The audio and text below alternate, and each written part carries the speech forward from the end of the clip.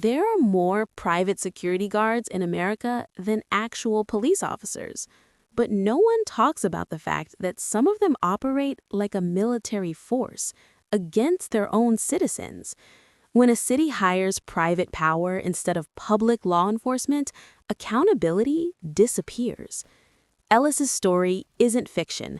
This kind of scenario could happen in any American town where officials want silence, no matter the cost. America calls itself the land of the free. But some freedoms don't disappear with a bang. They disappear quietly, one neighborhood at a time. In 2021, the town of Raven Oaks, Texas, signed a contract with a private security company called Safecore Security. Publicly, it was sold as a plan to reduce crime. Privately, it became something very different. Safecore wasn't just another security contractor. Their staff included former military contractors who worked overseas, men trained for war, now deployed on American streets. Ellis Ramirez had no interest in politics or policing. She drove ambulances, saved lives, did her job, until the night she saw something she wasn't supposed to see. A man arguing with the cashier. The situation looks tense, but not dangerous. A minor argument, the kind of thing police usually diffuse. A Safecore SUV screeches in. 4 men in tactical gear jump out. The men force the man to the ground, zip-tie his hands, and throw him into their SUV. Ellis records on her phone. A Safecore agent approaches her, blocking the camera. "Stop recording. This is a controlled operation." Ellis steps back, defiant. "You're not police." The agent leans closer. "Tonight we are." Something didn't add up, so Ellis started asking questions, and what she found shocked even the city officials who had approved the contract. A clause allowing Safecore to temporarily detain citizens deemed a threat. No oversight, no limit on force.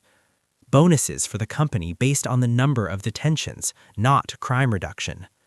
Safecore wasn't hired to reduce crime. They were incentivized to create it. Ellis follows a Safecore van at night. Dusty road, old warehouse district. She parks far away and watches.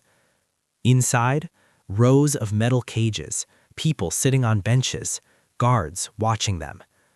The men and women Safecore took didn't go to jail. They went here, a rehabilitation center owned by the same investors who funded Safecore. Signs on walls, community work program. Ellis sits in her ambulance. A nervous Safecore employee approaches. "You didn't hear this from me." He hands her a USB drive.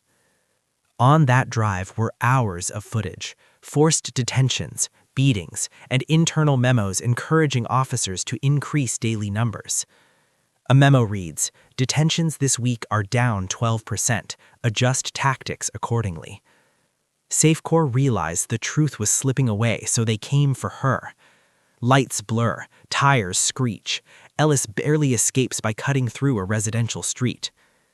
For a moment, it looked like justice was coming. Cut to the mayor's press conference.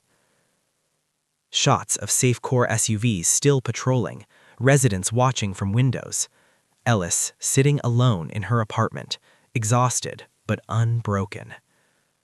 When private companies gain police powers, accountability dies first.